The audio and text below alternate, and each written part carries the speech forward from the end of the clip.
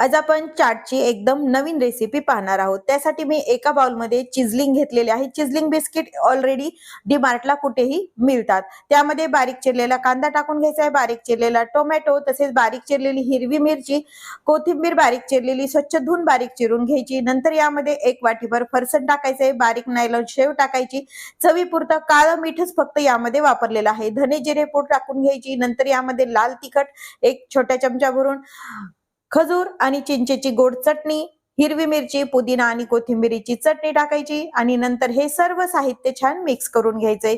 आपण हे साहित्य छान मिक्स करून घेतले। एका प्लेटमध्ये भेळ आपल्याला काढून घ्यायची। नंतर यावरती बारीक चिरलेला टोमॅटो, बारीक चिरलेला कांदा, बारीक चिरलेली कोथिंबीर, आपली बारीक नायलॉन शेव असती ती पण टाकून घ्यायची, चिंच खजूर चटणी, हिरवी चटणी टाकून घ्यायची। आपली चटपटीत झटपट तयार होणारी, मुलांना मधल्या वेळेत खायला चिजलिंगची भेळ तयार आहे। रेसिपी कशी वाटली कमेंट मध्ये नक्की सांगा।